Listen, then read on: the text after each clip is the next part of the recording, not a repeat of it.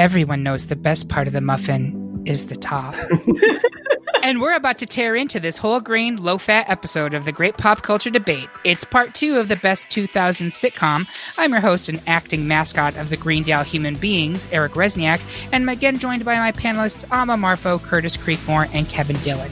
Did you skip part 1 of the episode, where we went from the top 32 to the Sweet 16? That's so Rachel Green of you. Go to Spotify, Apple Podcasts, or wherever you listen to podcasts of moderate quality, and listen to it now. All set? Then grab the downloadable listener bracket from greatpopculturedebate.com and get ready to play along at home. So we'll start round 2 with our Sweet 16, and the first matchup is Parks and Recreation versus South Park. And Amma, you wanted to speak on Parks and Rec's behalf. I did. So I'll say when I think about really feel-good sitcoms, and I think some of the ones we've talked about, we've kind of praised for being uncomfortable or for being a little bit challenging or having unlikable characters.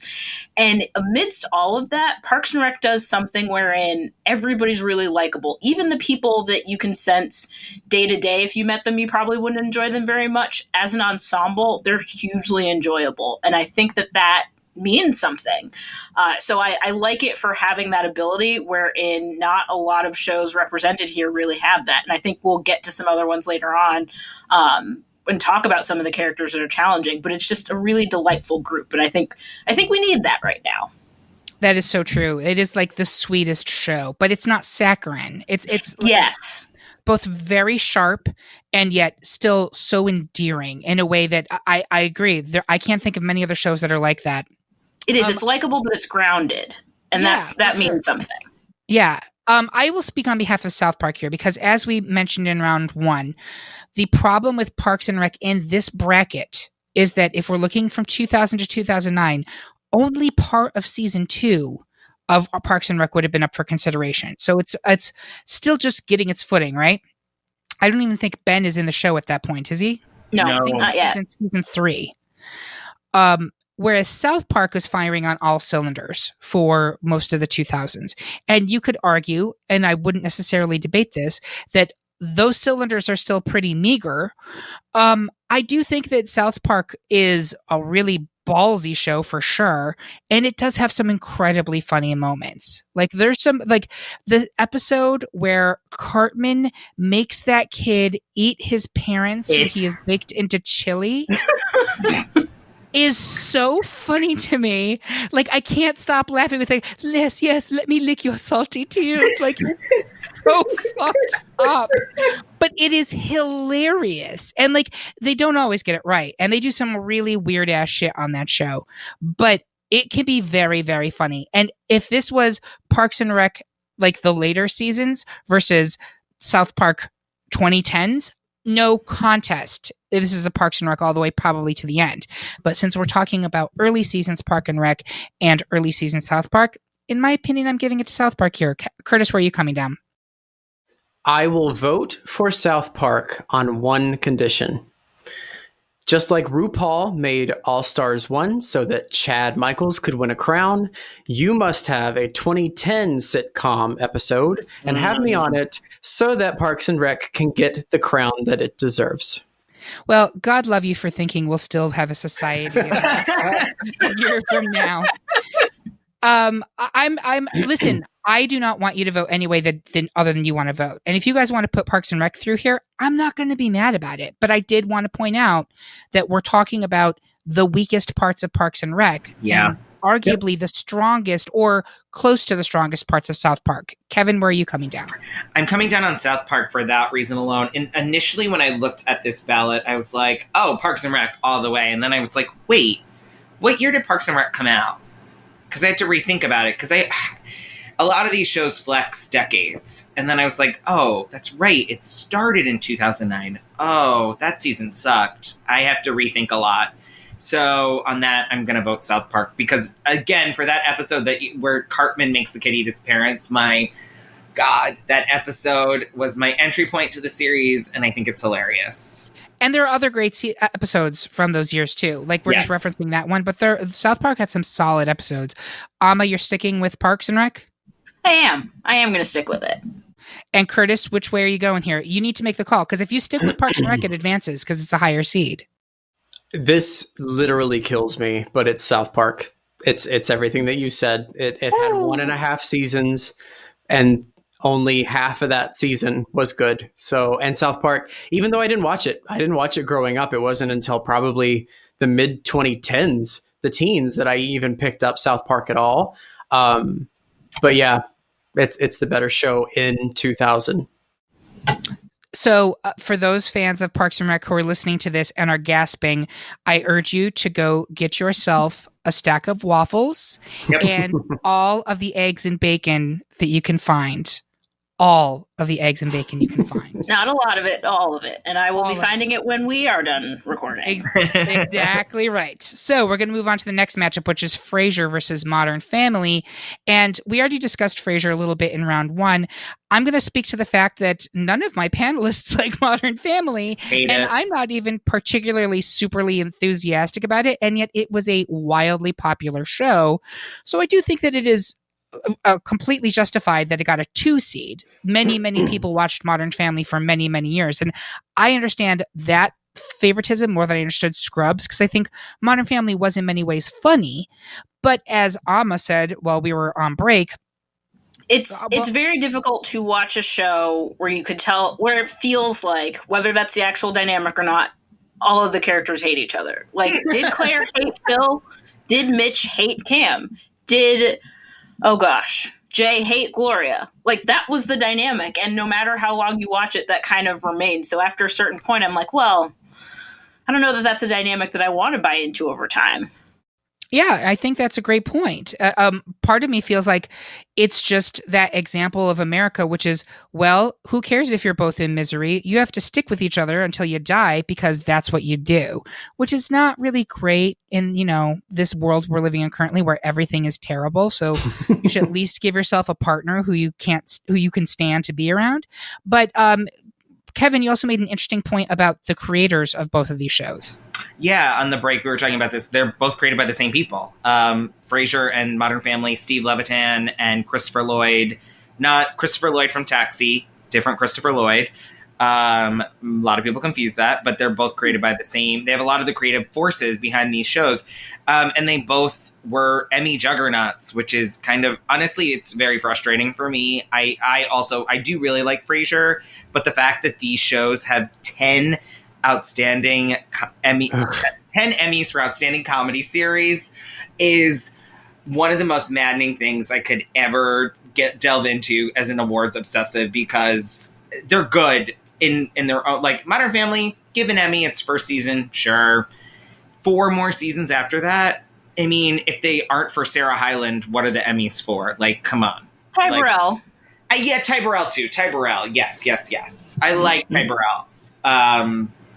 But yeah, I mean, Modern Family, I even had a friend who was like, oh, you gotta watch the episode about, spoiler alert, I don't care, where Phil Dunphy's dad dies. It's so sad. And I was like, do I though? Do I really have to watch that episode? No thanks. I'm good. I don't want it. Curtis, do you want to actually speak in favor of Frasier, so we're not just hate voting it through? Not yet. There are voting only is a dangerous phenomenon. I just want to point that out. There are only two shows on this list that I actively hate, and Modern Family is one of them. So, no, I do not want to speak for Frasier. Great. So I think we actually have a unanimous decision, not for Frasier, but against Modern Family. So, congratulations, Kelsey Grammer. Next up, we have The Office versus Community. And I think this is going to get pretty brutal because I think in many people's eyes, these should both be 1 seeds. And I'm going to throw it to Amma first to talk about Community. So during all of this time that we've all had indoors, I've had the opportunity to revisit The Office nearly in full, and I'm working on Community now. And I think Community is doing some really interesting things as a sitcom. And in fact, on Office Ladies, the podcast that Jenna Fisher and Angela Kinsey are doing, they talk more than once about how the type of show that The Office was kept them from taking some adventurous steps. And they specifically cite Community as the type of show they wanted to be more like, but the format kind of couldn't let them do that. So I love those big swings. I love that they can take send-ups of Star Wars, of modern action movies, of westerns, of gangster movies, all of those things, and manage to fit it into the form, and you still care about all the characters in the process. You don't lose anybody unnecessarily, and I say that because you did lose Chevy Chase, and that was necessary. But overall, I think I love The Office dearly in the same way that I love Parks and Rec, but Community's doing something really different and really special that I think deserves to at least be recognized. Yeah, there's no argument there. I think Community, again, ambitious and also really, really smart in a lot of ways. Like, here's one of the things I love, and this is true for The Office too, but Community recognized pretty quickly how that some of its like tertiary characters were in fact primary characters. Mhm. And so you got the dean and you got Chang really brought in very quickly to be part of the nucleus of the group. And like, honestly, I would just watch a show about the dean, and I feel like that would be just must-see TV for me. Like the stupid shit that there was this one episode, I can't even believe I remember this, where someone finds a map of truck stops, Yep. and someone's Mhm. like, "Oh, you gave this one 3 thumbs up," and he just turns away from the camera. Those aren't thumbs. I just died. Like it's such a smart little like, and some of the people would not even get that joke. Although this is the second time in the podcast this month that I have made reference to blowing men in public restrooms. And I just need to clear my name here. Listen, every podcast needs a niche. It's okay that this is yours. And our niche is a glory hole, which I think is actually very on brand. But in all seriousness, though, like I have nothing but respect for Community, and there was a lot of turmoil behind the scenes of that show. And goddamn it, I think they weathered it as best as any show could. But it's up against the. Go ahead. I'm sorry. Well, the only other thing I was going to say on that is that the character of the dean, I think if you don't get him, you then don't get Pastor Glenn on Letterkenny, which, again, making another case for 2010 sitcoms, because I'm going to speak very loudly about Letterkenny being involved in that. But yeah, you can tell it kind of inspired a lot of other shows, whether it was things they could do or things that they couldn't. For sure, yeah. If it was not up against The Office, I would be putting Community through without a question. But The Office is The Office, and I think we would be really remiss if we are looking at the sitcoms of the 2000s. Community had all of the potential in the world. Oh my God, I'm taking this to top model. Are you ready for this? I have 2 girls standing before me. One of you has all the potential in the world, but you're struggling to meet it.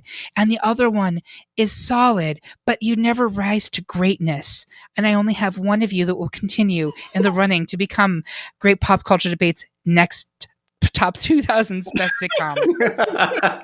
The Office. Like, to me, that's what it comes down to. Like, you cannot dispute that The Office was, I think, in many ways, the defining sitcom of the decade.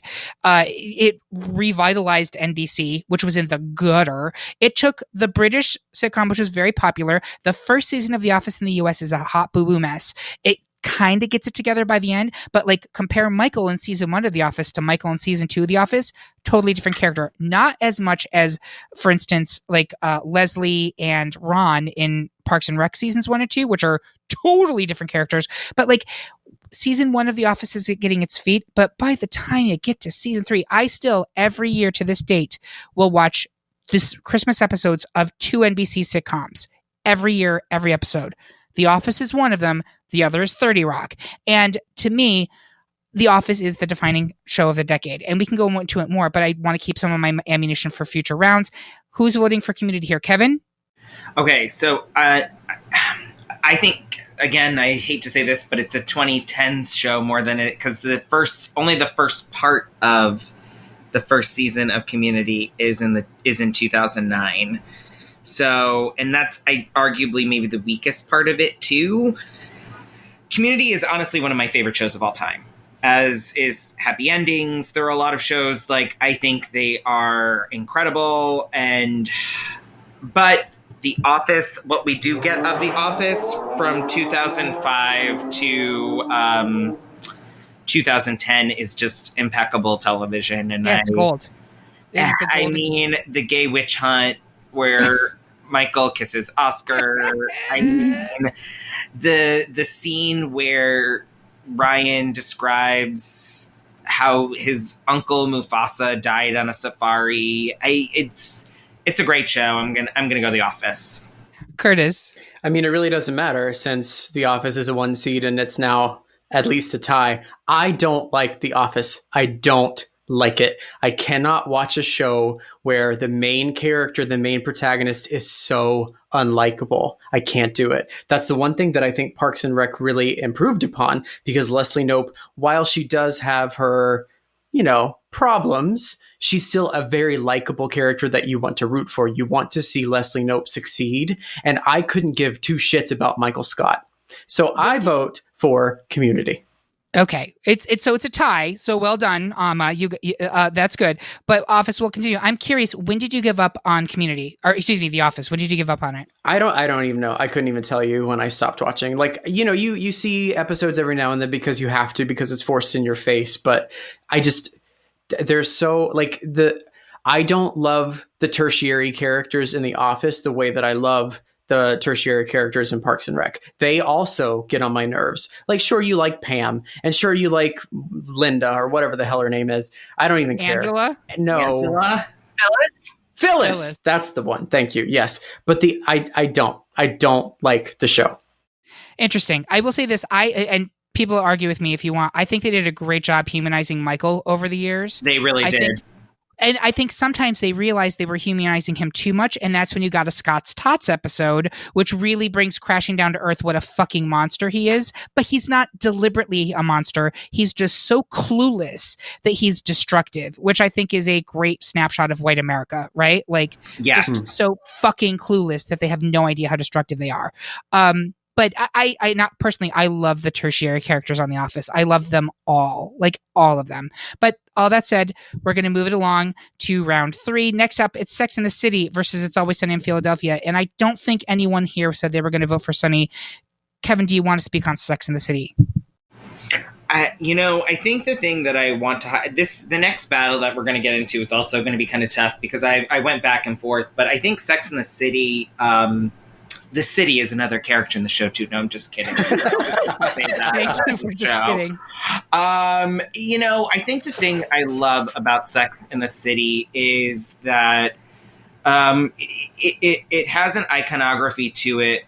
And not everyone does this, but a good majority of people do this where they're like, I'm a Samantha, or I'm a Samantha and Carrie. And like, you take on some of the character like elements of them, like it's almost kind of like the way a lot of people, I guess maybe it is maybe more gay men, but I hear women do it too, or would hear women do it too, where you take on character traits in the Golden Girls. And so like to kind of parallel these like two very iconic show about women feeling empowered to I think as the podcast said it kind of do what men do, really, like the Origins podcast that we talked about.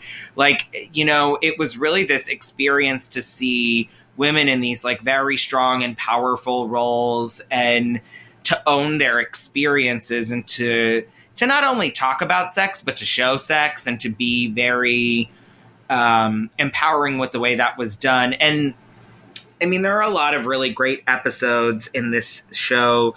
The one where Carrie walks the runway and trips and falls. She's fashion roadkill. She's fashion roadkill. I mean, it's a great episode.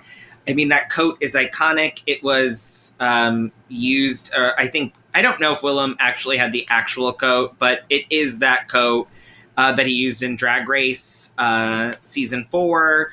And, there's a lot. I think that's another piece of this, the fashion. This show got people into fashion in a whole very different and interesting way. It spurred The Devil Wears Prada. It has a reverberation about that centralizes on women characters in not only sitcoms, but in dramas, and that foursome type element that it might have not always been repeated successfully, but people tried to copy it and mimic it, which shows its power and impact. Lipstick Jungle and Cashmere Mafia were both direct Xeroxes of this show, and they both tanked. Yep. But yeah, and I mean, you could argue that the Instagram culture was kind of even preceded by Sex and the City. Like, Manolo Blahniks were not a thing that the average human being knew about until Sex and the City came along. Nope. And I also questioned whether these completely over the top, like Instagram weddings would even be a thing if you didn't have Carrie's New York Public Library Yep. with the Vogue dress. You could argue to me, you're crazy, you have no idea what you're talking about, and you might be right. But I think for the average human being, not the mega wealthy who always did these type of ostentatious events, it democratized a level of luxury and named the brands more than I can think of any other show. Like, there was always ultra wealthy people, but they weren't flaunting the brands the way that the Sex and the City women did. Yeah. Correct me if I'm wrong. Come for me on this. I'm fine. No, I think you're fully right. I think it popularized brands that a lot of people maybe they had heard about or they'd seen certain things on on a red carpet, but this made it, I don't know, wearable, ready to wear. I guess that's another element to it, but like that is very, because they saw people like, I'm just gonna say it, they saw Miranda dressing up.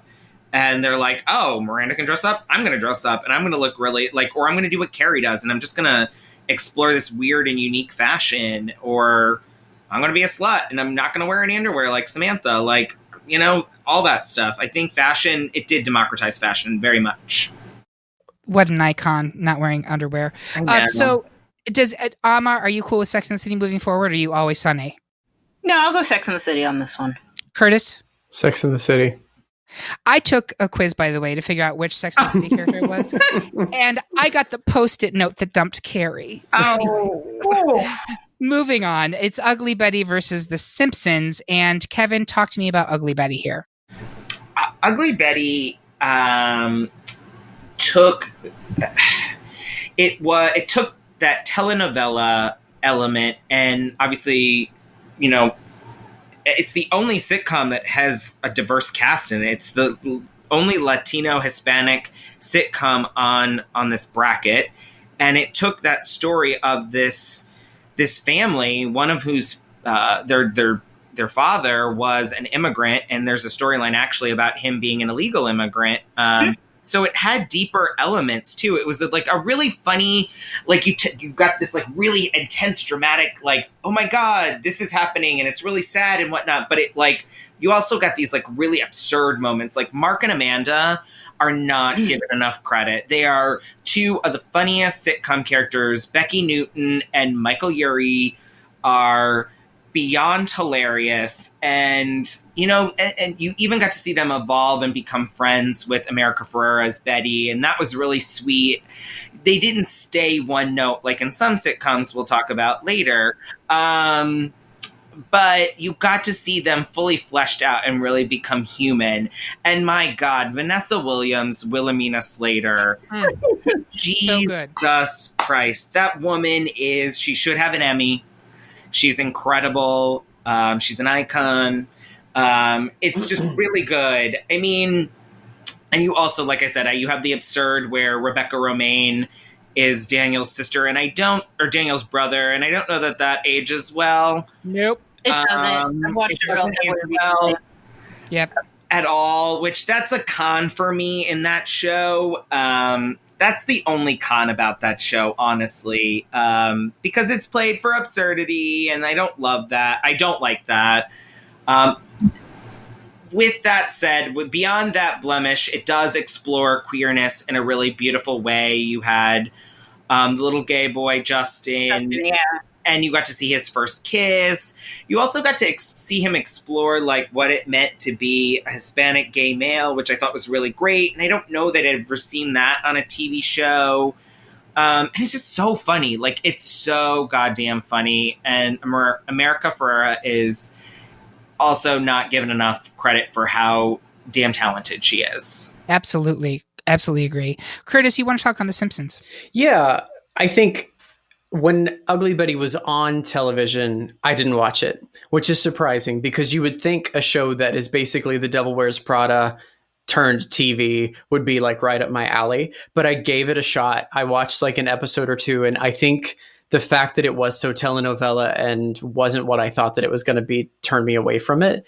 And The Simpsons definitely had peaked. It was on its way down, but it was still a juggernaut. Like, it was still pulling in ratings. It was still pumping out occasionally really great episodes, mostly at the fine level. And during the break, I looked up a couple because you all said, like, I challenge you to come with 10 episodes. I couldn't find 10 because I wasn't done yet. But there was the episode where the kids get trapped in the school from the snowstorm. That's an excellent episode of The Simpsons. Like, it's something that I definitely remember when I'm going back and looking at what falls within that era.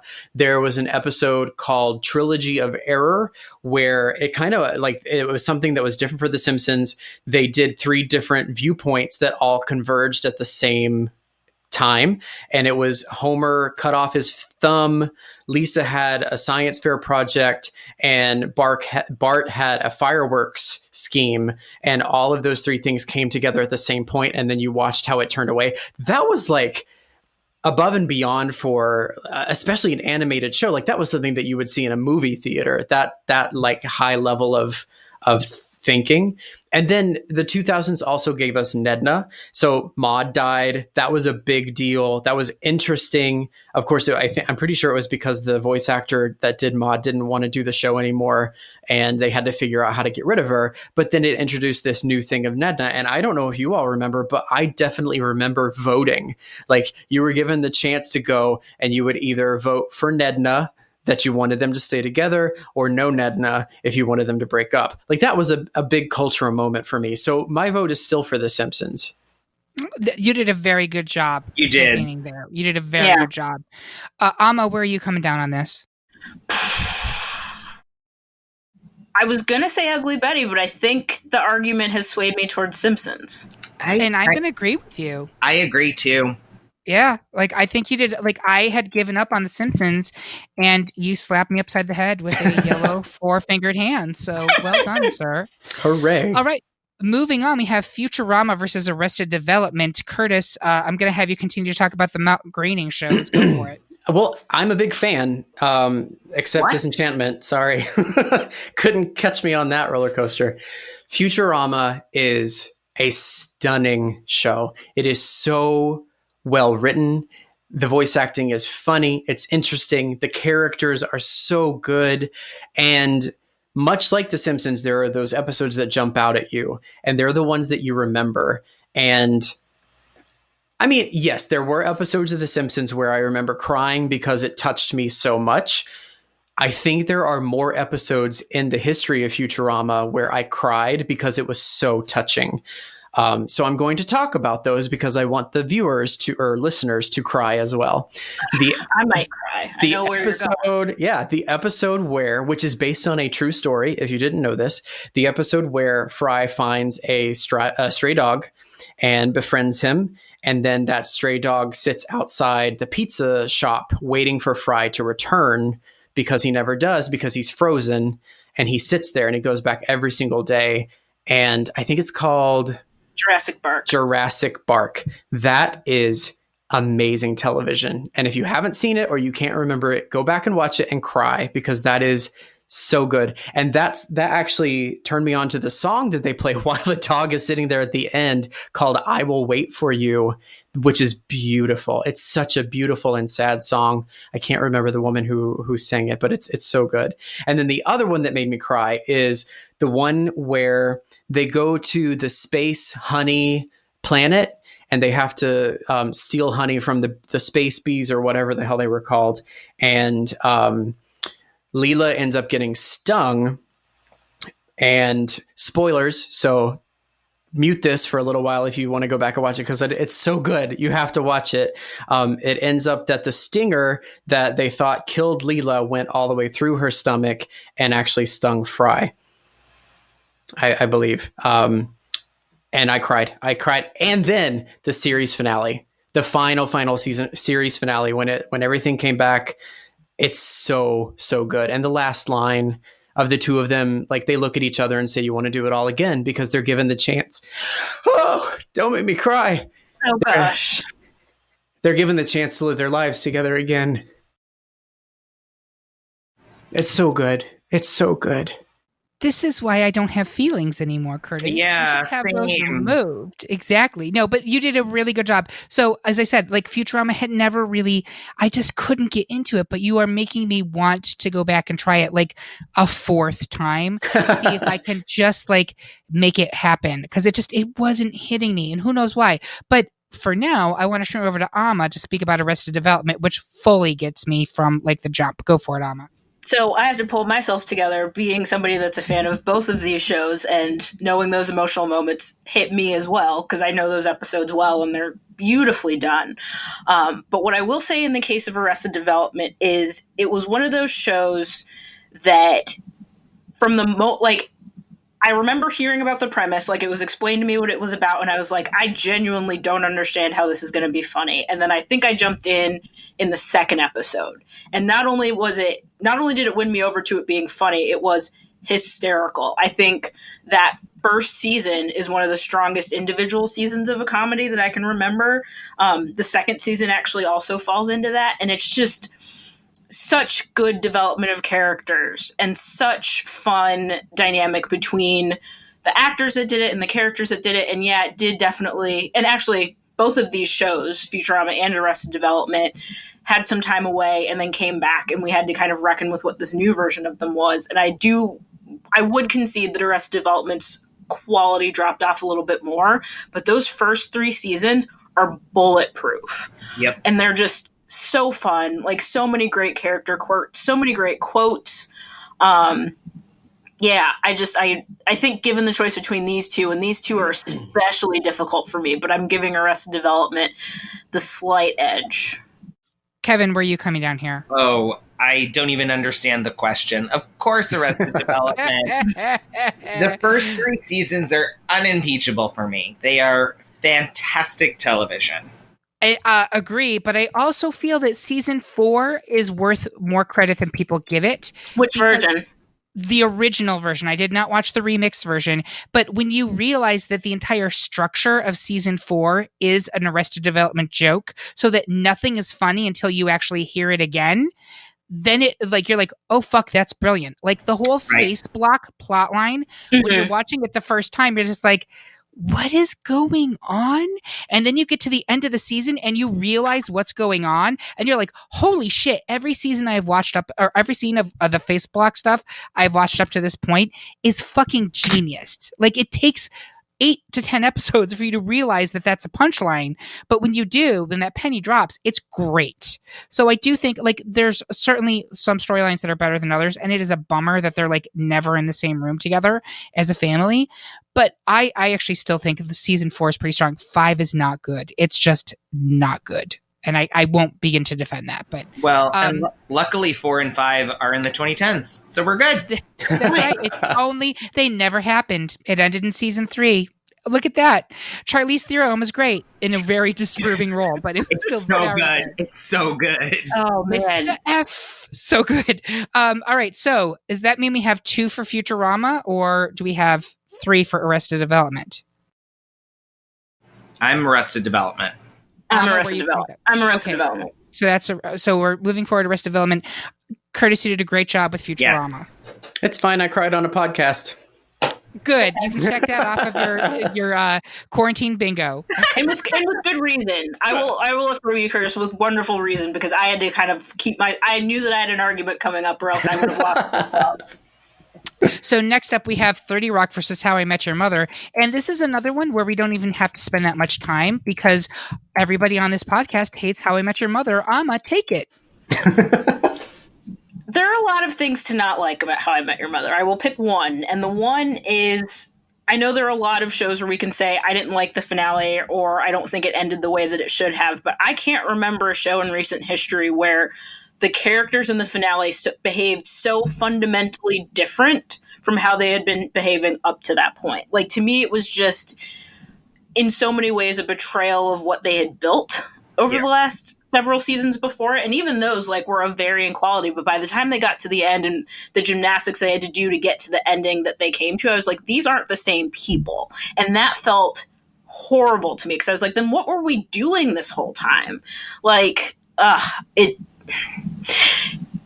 we spent all this time getting to know people to end up with an outcome that essentially asked us to throw that all away. And that, I think, it's not just a bad outcome for the show, it's frankly a bad way to treat viewers. And I think compared to some other really effective finales, and what I've loved most about them is that you get the good, natural solution to everything that you've worked for. Whereas How I Met Your Mother made me wish I had so much time back. Yep. Another one of those ones, people taking it home, I want to do a worst series finale bracket. Yep. Because certainly we have a lot of there's a lot of juice to be squeezed there. How I Met Your Mother would be up there for me, although my worst would be Dexter, and that's exactly another topic. That's the whole. But this is someone write this shit down. I can't do it. Also, I got it. If you haven't listened to our Game of Thrones podcast, this is certainly prescient to the entire argument. I disagree, but that's I disagree too. So let's move on to our final bout for this round, because I believe we're just moving 30 Rock forward, right? Nobody's going to argue. Yeah, that. 30 Rock for Great. sure. Correct. Perfect. And lastly, it's Friends versus Will and Grace. Kevin, do you want to speak to Friends here? Yeah, so I argued against it with Curb, and I think those two are both really impeccable shows. Friends came back in the 2000s, like around season 7. People were like, this show isn't very good right now. That was the season where Monica and Chandler got married, and it was just this like weird season. Like, I don't know, maybe it's a season where they build up to a wedding that just isn't that sitcoms struggle with. But after that, in season 8, you had that was the same season as 9/11, and there was this like emotional resonance around Friends that like became very important because it's obviously set in New York, as is Will and Grace. But I don't know. I think for some reason Friends was always seen more as the New York show, even though it doesn't have any people of color in it except Aisha Tyler in these later seasons. But I mean, these are the seasons where you have Joey falling for Rachel in the beginning, where you have Rachel becoming a mom and a deeper character, where you have Phoebe meeting Paul Rudd and falling in love with him, and he's an incredible addition to the show. Who doesn't love Paul Rudd? Where you have Monica and Chandler struggling through trying to have a child. And again, it's also where Joey matures. And I think you can argue that the last season is a little frustrating. But I think it sticks the landing. It actually, between these two shows, has a good series finale. And it's just the better show of the two, more consistently in the 2000s for me. And again, it also came back as a better show because it was on a critical downturn right before this. So it is that show for me. It's great. So I went and looked, and we would be talking about season 3 of Will and Grace through its end. Yep. And those were not great seasons for Will and Grace. The thing we will say about Will and Grace, and I'm not one of the people who disliked the reboot as much as many people. I thought it was fine. In fact, I thought some of the episodes were pretty solid. But even in the original series, when you're watching after like season 2, you recognize that both Will and Grace are fucking assholes. They are not good people. They are not nice to one another. They're like codependent and just they can't escape each other's gravity of misery. Like, and so for that reason, it's like quantum entanglement, right? And if it was just Jack and Karen, I think I would enjoy the show so much more. And I'm certainly not the only person to say that. Like, that's a long-standing concept. But when Will and Grace was good, it was very, very good. And when it was bad, it was awful. Yep. And I just don't know, even as I'm sitting here saying this, if the years we're talking about ever hit the very good. I'd have to go back and find out when the Madonna episodes were. That's during these years. The only really great episode there's two. My favorite episode, I think, during this year is where these seasons of Will and Grace is where Grace meets Leo's ex, played by Mira Sorvino. That is truly a great episode. Last Ex to Brooklyn. Yeah, that's a great episode. Other than that, I really struggled with the last seasons of Will and Grace. I thought it was downright awful. Like the Janet Jackson, Jennifer Lopez stuff was so bad. They became caricatures in a way that was really unfortunate. And like, I don't know. I love Karen and Jack. They're still great, but it just lost me in many ways. How absolutely dare you people? I was waiting. Oh my God, my friggin' hair is on fire. Will and Grace was never bad. Well, no, wait. No, wait. Delusional. Take the Xanax. Okay, Sorry, the original Will and Grace was not bad. I do not think that there was ever a time when I was like, this is bad. No, even the Janet Jackson and even the Jennifer Lopez, those were still funny. Was it a departure from what it originally started out to be? Only slightly. And it's so funny that you all would say that Will and Grace are so unlikable, and that's why you can't like this when you push so many fucking shows forward that were just full of terrible people to me. But what? But those shows know that their leads are terrible people. Correct. And that's part of the entire concept.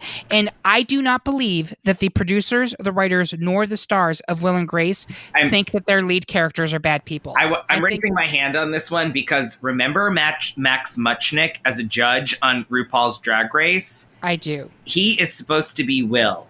He is a terrible person, clearly, as a judge and whatnot. That is Will. He thinks he's great. So let me at least get my statement out. Go ahead. Sorry. Will and Grace normalized being gay in a way that no other show has been able to do. And it was especially important at that time because it was the first show to really be able to do that. They were the first show to have an on-screen gay kiss, I believe. And while it was like kind of jokey and they did it for the penguins or whatever, like they purposefully did it because they were talking about how NBC would not allow a gay kiss on screen. Like it was a big deal. They made the characters hilarious while still making them, in my opinion, likable. I mean, sure, Grace and Will have their unlikable moments, but I don't think they're fully unlikable people. And I think the fact that they are codependent is part of it. And it is necessary because you absolutely know that there are those gay people out there who are totally codependent on the woman that they grew up with because they don't think that they can find anybody else. Absolutely true. Sure. While they absolutely leaned into stereotypes. Like Jack is a gay stereotype, but stereotypes are absolutely based in truth. I could name you 10 other people that are exactly like Jack McFarland, possibly because Jack McFarland existed. Sure. And of all the shows in this bracket, there are probably 4 that I would say have influenced me greatly and my sense of humor. Parks and Rec, Frasier, 30 Rock, and Will and Grace. I would not be the person that I am today without Will and Grace. It is a better show than Friends.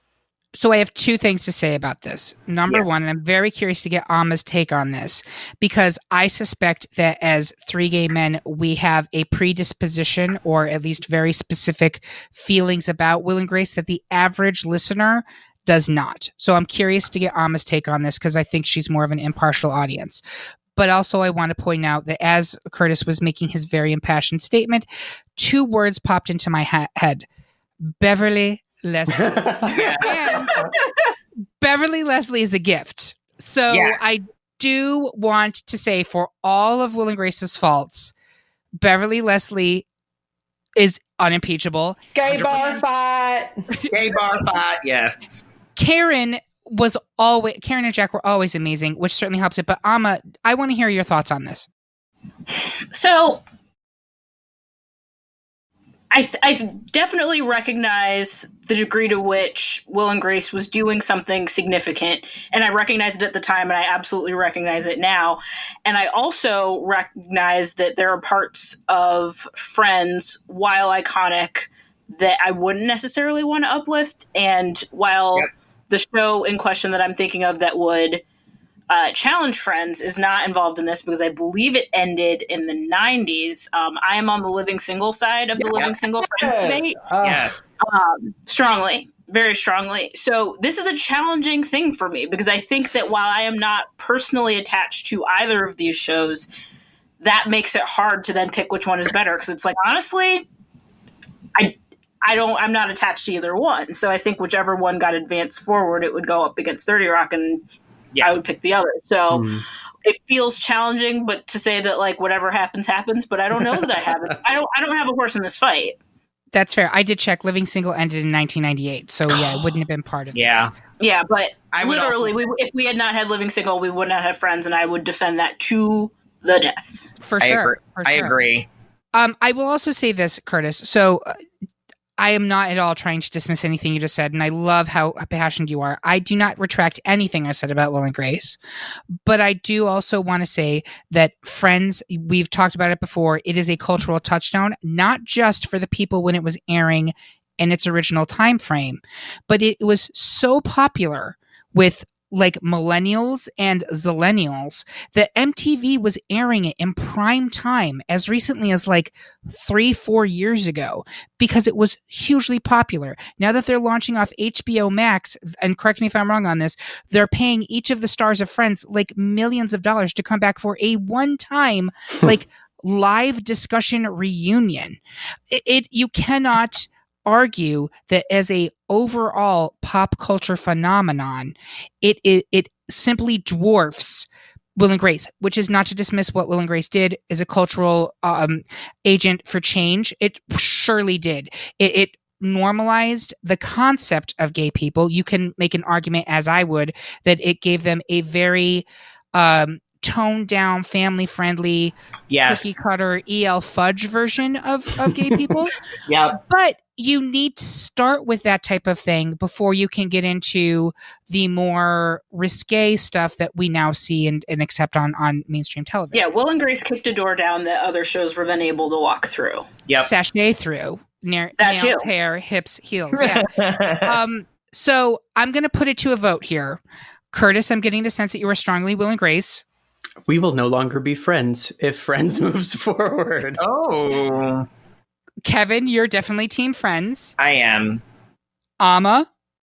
Gosh. Phoebe. Karen? Do I just pick a... Are you... Wait, no, are I'm you... just trying to convince you. Okay. I'm like, now I'm confused. People are just yelling names. I mean, the Justice for Living Single person in me should pick Will and Grace. Sure. So... Queen Latifah wants you to. I know she does. All right, I will give it to Will and Grace on the grounds of because Queen Latifah would want me to, and so would Eric Alexander, and she's great. Yes, Ride the Maverick. I'm picking Will and Grace. Okay, so that's 3 for Will and Grace to 1 for Friends. And if you are listening to this podcast right now and you feel real sore about it, you can come back and send us a letter to our mailbag, and you can read Curtis Creekmore for filth. So 2 things. Number 1, you just said 3 for Will and Grace. Did you change your vote? No, I'm the one who put it up there. No, Kevin also said Friends. It was 2 and 2. Friends. It was 2 and 2. But because Will and Grace is a higher seed, which means that the audience who is listening to this also believed that it was better than Friends, it moved forward. No. Friends is Friends a 3 seed? Grace is 3. Grace is 2. Yeah. Oh, well, no, I was voting for Will and Grace. So that's you, me, and Amma for Will and Grace. I thought you were on Friends. I was being devil's advocate there. And I do think that our listeners in general, my suspicion is that the people listening to this podcast right now are going to be like, you're picking Will and Grace because it's 3 gay guys and it's not actually taken into account. Well, one of the gays voted for Friends. Congratulations. You brainwashed me. I'm just pointing out in the issue of fairness. But again, we would love to have your thoughts on this in mailbag. We want to hear from you. So please send something to greatpopculturedebate@gmail.com. But we have to move on. We're at the Elite 8. South Park versus Frasier. I'm going to go around the horn. I want votes. Amma, which one do you pick? South Park because I like Colorado as a state. It's a great reason. I love it, Amma. And how about you, Kevin? I'm Frasier. And Curtis, you're Frasier? Yep. I will go ahead and move Frasier forward, even though, frankly, I don't feel particularly strongly about either one of those people being in the final four. But I think Frasier deserves it more than South Park. Office versus Sex in the City. I'm going to throw it to Curtis. Sex in the City. Kevin. Okay, so I had Sex in the City going forward, but I'm going to switch to The Office because... I'm just going to switch to The Office because I think it led us to where we are with sitcoms today. Ama. The Office. I will also give it to The Office, and I will argue this. It is 2020, and already I think that the cultural relevancy of Sex in the City has all but evaporated. Yep. Nobody talks about that show anymore. The gays, the 20-something gays, have no idea what it is, whereas The Office, I think, will continue to have a very strong cultural presence for many years to come. Next up, it's The Simpsons versus Arrested Development. Curtis Creekmore. Arrested Development. Ama. Arrested Development. Kevin. Arrested Development. All right, that's a sweep for Arrested Development.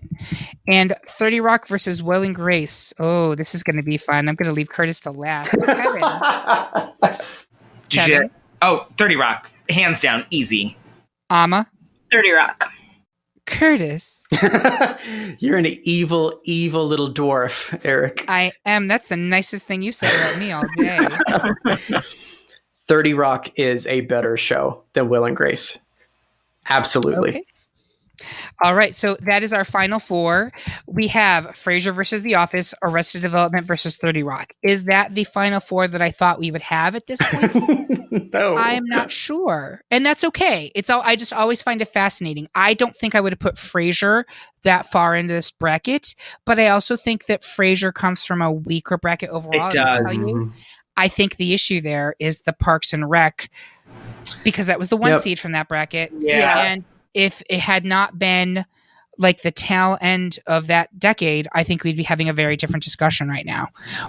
But that's where we are. So Frasier versus The Office. I'm going to open it up for arguments here.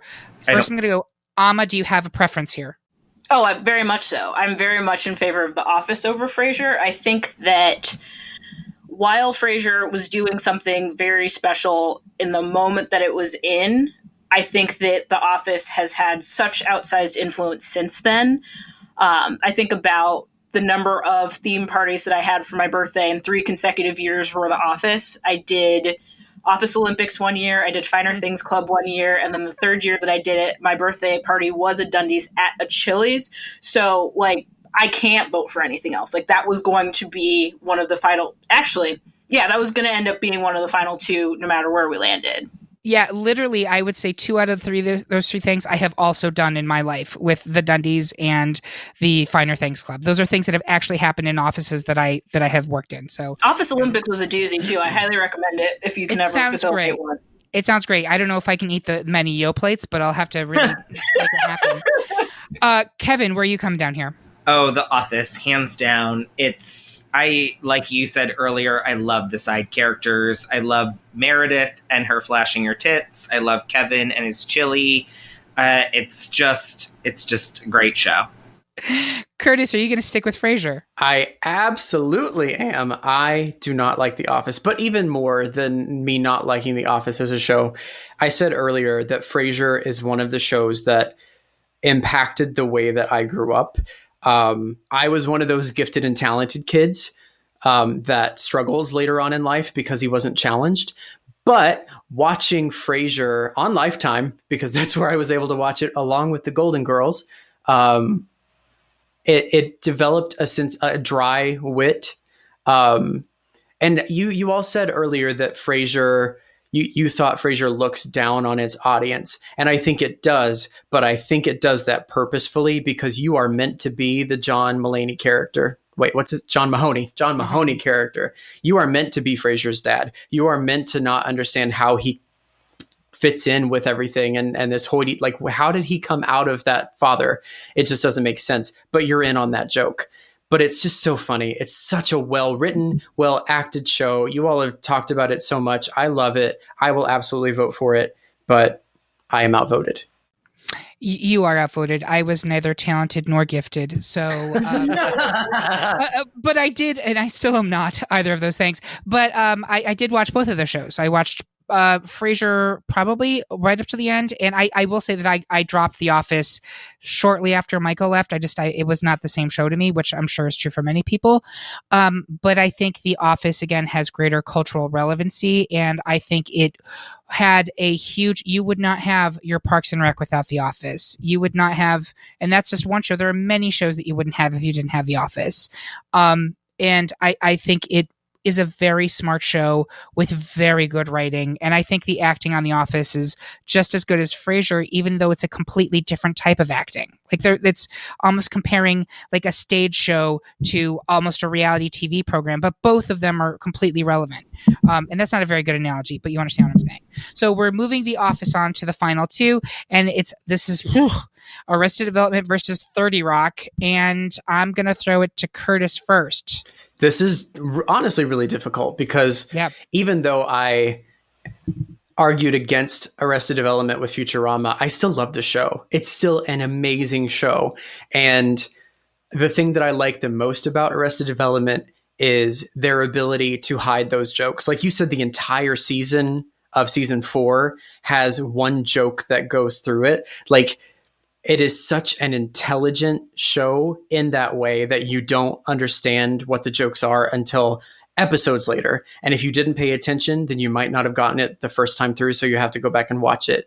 But it's a great show. It's very, what's the word that I'm like, quotable. You say things like, Kevin's quote, like, I don't understand the question and I won't respond to it. Lucille Bluth, or even Lucille too. Like, Liza Minnelli is fucking just hilarious in that show. However, I have to vote for 30 Rock, because if you haven't listened to the episode where I said that I would literally watch Tina Fey shit in the street and enjoy it, I said that, and I absolutely mean it, because 30 Rock is a stunning show. People didn't understand it. I don't know that they still do, but it's just so funny, so well written, so well acted. It's amazing. So 30 Rock for me. Amma, where are you coming down here? So I'm just going to throw out a preemptive one that it was going from the Final Four to the championship round that I cried last time, and I might cry this time. I don't know what's going to happen. So I, like Curtis, love both of these shows. Arrested Development, I think, at the point when I was still developing my comedic voice, was one of the smartest things I had ever seen on television, and it still impresses me. Like I said, the first 3 seasons are bulletproof. I think it is amazing comedy, well acted, beautifully written, with so many layers of things that you will laugh about, and then 2 weeks later, something will pop in your head and be like, wait, that was amazing. But I grew up in a Saturday Night Live household, and being the child of immigrants, there were not very many things that like I found funny that my parents also found funny, because there just wasn't that sense of shared humor. And like Saturday Night Live was always one of those things that got us. So we were huge Tina Fey fans going into 30 Rock, and having something that was so formative to the sense of humor and how I now write comedy in turn spawn a show that also informs my sense of humor. It's too big of a personal impact to not be able to take that on and say that it has to go forward. I think that so much of the writing that I do now, both about comedy and in my own comedy, is because I got to watch Tina Fey do it first at work and then about her work. So that has to go forward for me. Kevin. I'm buying all the sandwiches or all the hot dogs. Damn it, I ruined it. Whatever. It's got to be 30 Rock. I mean, I love both of these, but to be honest with you, if I'm going back to rewatch a series, it's 30 Rock. I think Tracy Morgan is the gem that we never appreciated. He's so fucking funny in that show. Like, my God, I love him. I love him so much, and I think he's very funny. And I mean, Jane Krakowski. I mean, Curtis, your opening quiet fives at 10 is speaking. Like, it's so good. And like, I really loved the eventual voice they found for Jenna. It's 30 Rock for me. So I was really struggling with this one, and I'm glad you've made it easier for me because my vote is irrelevant. It's going to be 30 Rock. But I will say this for Arrested Development. Amma was saying like there are moments, or I think it was Amma, maybe it was Curtis saying like you would like watch an episode and then like days later you would realize something was actually very funny, but it wouldn't hit you until like days later. Like there's something with what's his face's character? Why am I thinking the guy who played Fonzie? Henry Winkler. So Henry Winkler is there and they've been arrested and he shows up to the courthouse and he's wearing like a Captain Crunch like outfit. And I said like, did you talk to the judge? He's like, yeah, he laughed at my suit. And it didn't get like until like the third time I watched it. Like that's such an amazing play on words. And like everything is like that with that show. Everything. Was it Amma who said that they started, or Curtis that said they started with the second episode of Arrested Development? It was me. Yeah. Top banana. So there's like even the fucking pilot of that show where you've got Lucille Bluth watching the pirates coming towards the ship. She's like, oh, the gays, I hate them so much. They're so dramatic. I just want to set my hair on fire. So good. I mean, I don't really Lucille care Bluth. for Job. Right, exactly. I love all my children equally.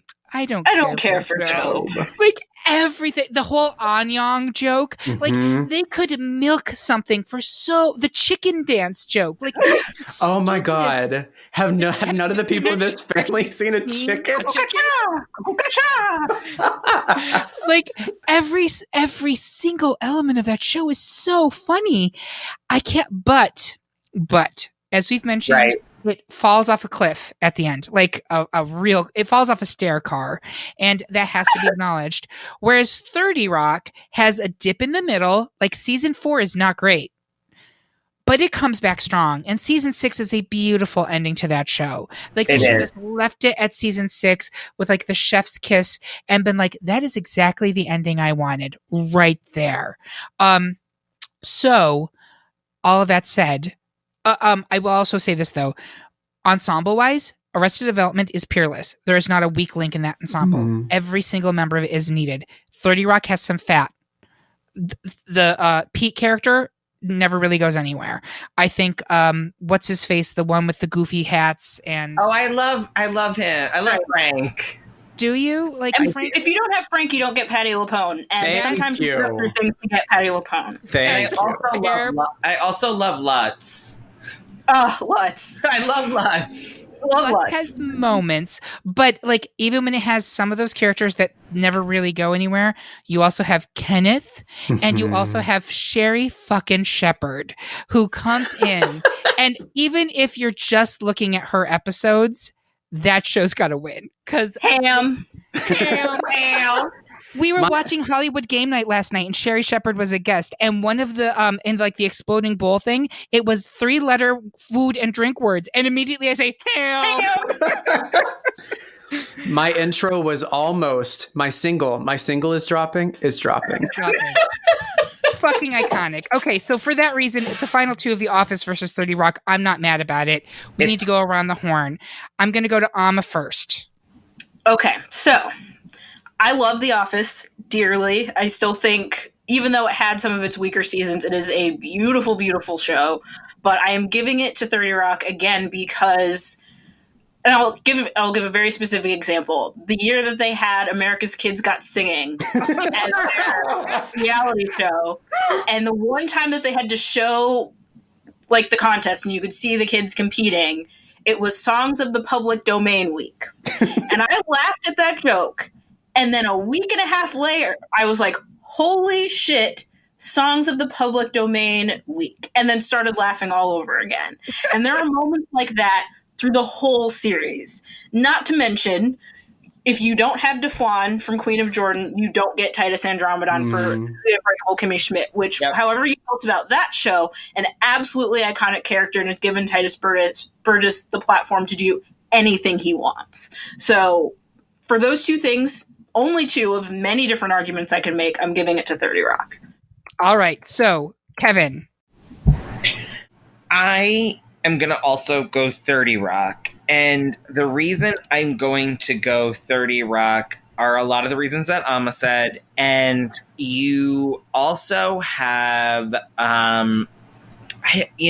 these like really, it is a really incredibly quotable show. Like, I mean, I think it's a GIF that people use a lot too. Like, I want to go to there, working on my night cheese. What am I, a farmer? What am I, a farmer? Right. Like, what a week. It's only Tuesday, lemon. Yeah. I mean, there are all these lines and there are all these moments. And in reality, really what 30 Rock is, it's our modern Mary Tyler Moore. Yes. It is. Yes.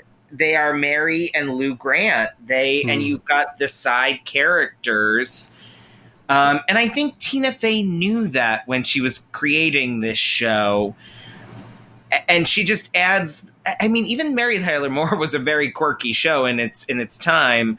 But I think Tina Fey knew what she was doing. And you get, the other thing I'll say about 30 Rock is I think the guest stars work more than you'd expect they'd work. There are a lot of shows that are on our list that overuse guest stars. Friends, Will and Grace do that. But 30 Rock interweaved folks very well. Even Oprah. Oprah was hilarious. Oh my God. One time at camp, I kissed a girl and then she drowned. It's so good. And then the reunion episode. I mean, there are Jack's girlfriend reunion episode are funnier than some full reunion specials that I've watched, and I think I've watched most of them. And just the bloopers of the 30 Rock one were better than some of them. It's just a great show. I'm going 30 Rock. Curtis, I don't even have to ask. You don't, but I want to talk more. 30 Rock also gave us Donald Glover. Donald Glover was a writer. Yeah. Yep. Hired at the age of 23 to be a writer for 30 Rock. And because we had Donald Glover, we got Kenneth the Page. So Donald is originally from rural Georgia. Stone Mountain, Georgia, yeah. That's where he grew up. And he based the idea or the character of Kenneth on people that he grew up with, like his experience in Georgia. And my favorite line/scene is when Jenna talks about the backdoor brag, and she tells Kenneth that a backdoor brag is when you're able to tell someone something nice about yourself. And she says, I can't watch American Idol because I have perfect pitch, and it's a way of sneaking in something nice about yourself. So she says, you try, Kenneth. And he says, okay. I can't watch American Idol because there's a water bug on the channel changer. And that line incorporates so many different pieces, like the fact that they call it a water bug, because that's what I grew up calling it, like these gigantic cockroach-like things that were water bugs. They weren't cockroaches. And he calls it a channel changer, which is just, it is so, so smart. It's such a good show. So it was 30 Rock from the beginning. I think, real quick, and I also think like it's an outlandish thing to say that if you don't have 30 Rock, you don't get Atlanta, but that is a true sentence. It is. And some of the things that Atlanta has done maybe then come into like when we get to like the 2010s, a beautifully done, wildly irreverent, really, really smart show, and you have to have 30 Rock to get it. So, weird statement, but it's true. I do need to correct you of something, though, Curtis. I believe it's pronounced Donald Glover. No, so it's amazing to me that we've been having this discussion this whole time, and no one has mentioned Alec Baldwin, who is so fucking funny on that episode. And as we're talking about this, it made me flash to one of, I think, my all-time favorite episodes of the series, which is where Nathan Lane plays his no-good brother who comes back, and it's the grift on where dad's dead and blah, blah, blah. So then they have the Donaghy family reunion, and all of them pronounce their last name completely differently. They all get completely drunk, and they have this fucking brawl that ends with Liz Lemon saying, I want you to punch your sister in the face. So good. Like, it's the dumbest fucking thing, but it works. It's such a funny show. Even the dumb things, like, I don't know why, but sometimes I'll be walking down the hall at work and I'll just think to myself, at one point in time, there was a character on TV who referred to his movie as A Bluff Fair to Rememblack. Which is just so good. Like, Tracy is a gift, and Jenna is a gift, and Liz is a gift, and like, oh yeah. And Miss Elaine Stritch. Oh my God! Of course. My God, when I tell you her bitterness is unmatched by maybe just me, I don't know. Like, she's just a comedic legend, and her episode where she taunts Liz's family into belligerently getting drunk and fighting with each other. I could watch it over and over and over again. It is such a funny episode. And that also has the what's his face from Conan O'Brien's show, Andy Richter playing her brother, because he can't remember that he fell off a tree and lost his memory in 1980 something. Yeah, the gif of Elaine Stritch going, "Who cares?" is I share that probably more than any other gif out there.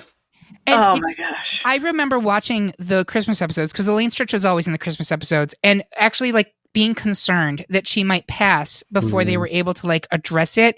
And they gave that character such a lovely send off. They really did. Yes. It was just pitch perfect because that show it balanced ridiculousness with tremendous heart. Mm-hmm. And now I'm remembering Octavia Spencer and Harriet in Tracy's movie. No, I really believe that my character would walk through walls.